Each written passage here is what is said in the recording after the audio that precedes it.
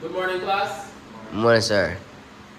Okay, for our poetry class, what we're going to be doing today, continuing the topic of literary devices, we're going to be featuring which literary device? Allusions. Okay, so what I'm going to do, I'm going to be placing you into some groups. This is going to be one group, that is going to be another group, and this is going to be a third group. So what I want you to do, this game is very simple. It's called Catch the Hint. So I'm going to be asking you all to close your eyes, and I'm going to be giving you some basic features of some animals, and you're going to guess which animal I'm actually describing. Everyone understands? Yes, sir. Okay, great. So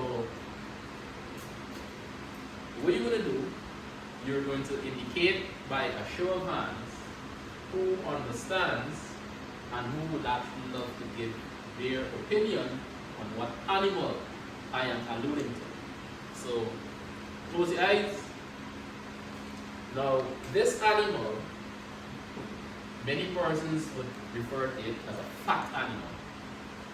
This animal loves to be in a lot of mud. This animal eats a lot. This animal is referred to as a glutton animal. And this animal has a very thick skin.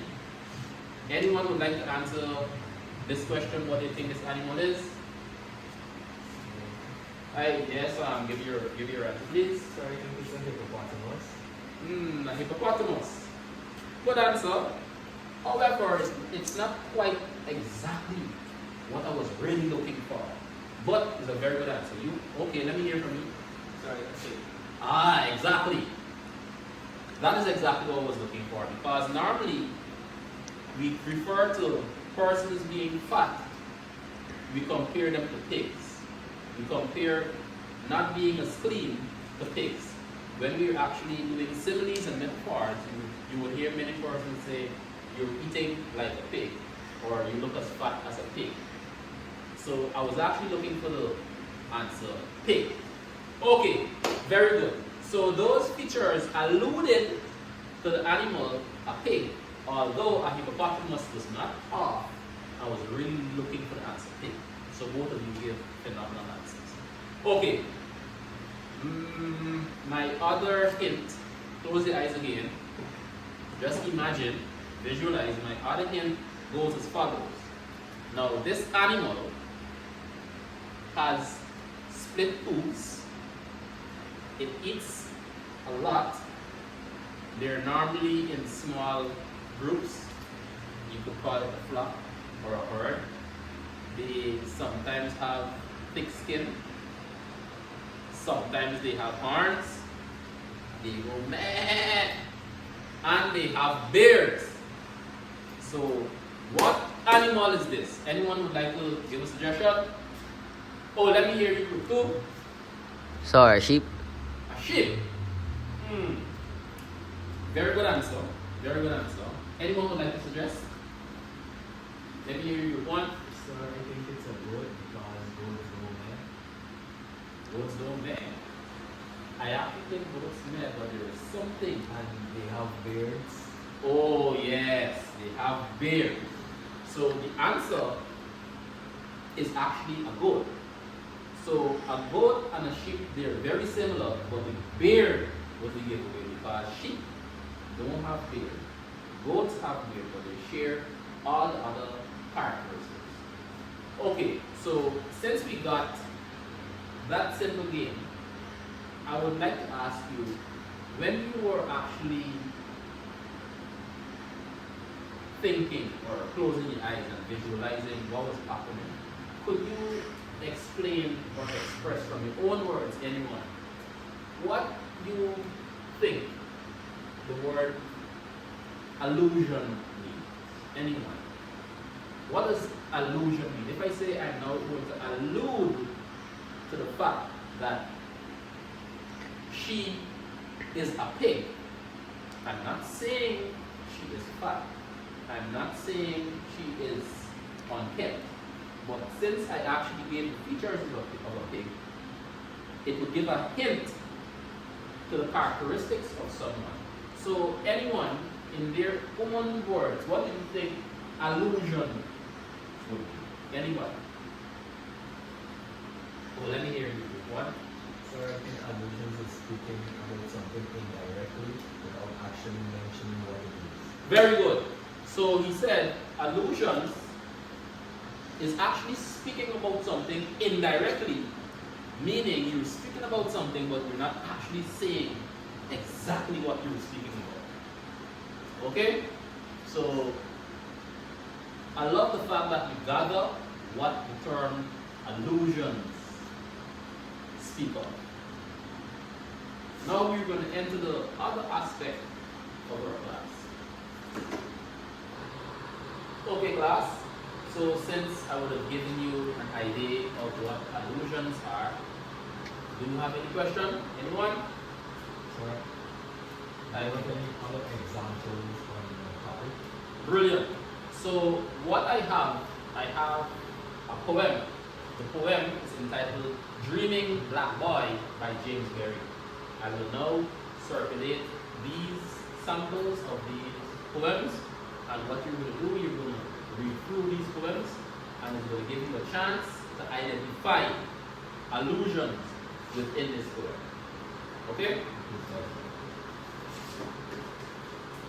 Great. So class, since you would have now completed your reading on the poem Dreaming Black Boy by James Berry, you are now equipped to identify aspects of allusion, correct?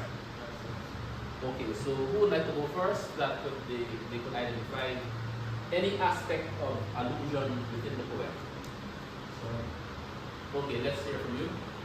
sir, stanza 1 alludes to slavery because he was not living a complete life of freedom. Exactly.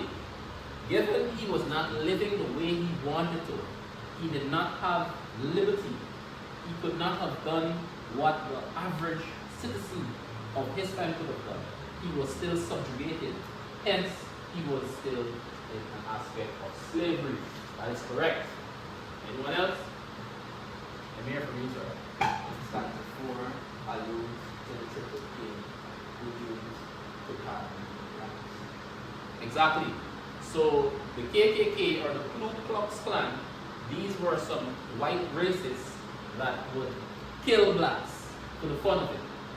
Hence, when he would have said, "Stop tormenting me," so on and so forth, he would have been mentioning them.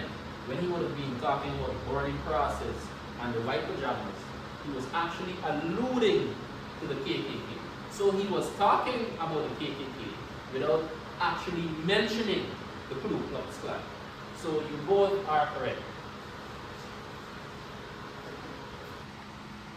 Okay, class. So in conclusion, we're going to be playing a very short game called Cat in Hat. What I'm going to be doing is I'm going to be asking random questions to random students, and you're going to provide the answer to the best of your ability. Okay, class? Okay, so my first question to you, Thomas.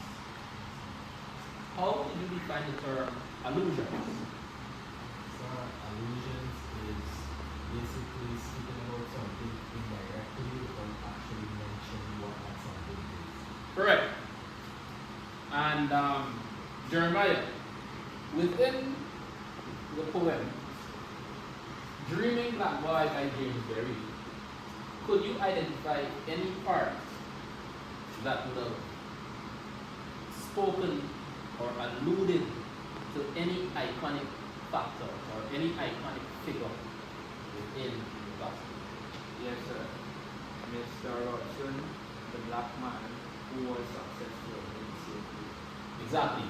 So now the same person, he was iconic.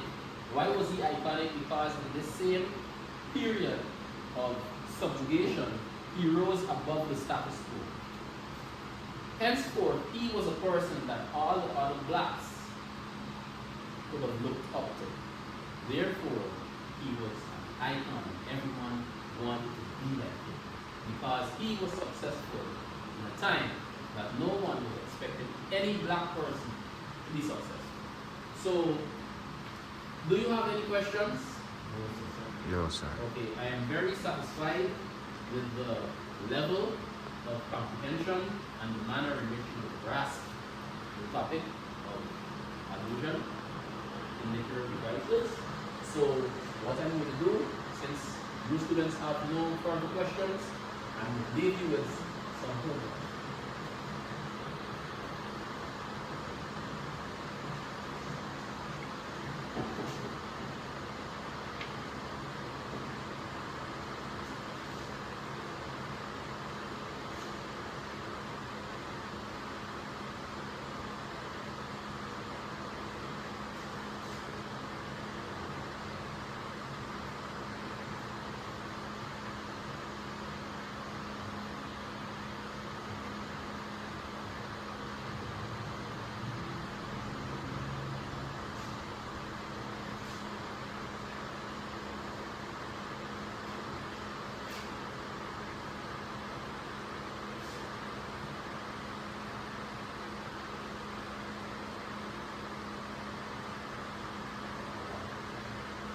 Okay, so class,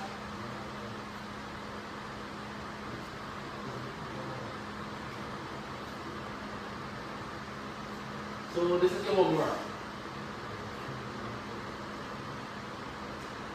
You're going to be creating your own poem, and you have to ensure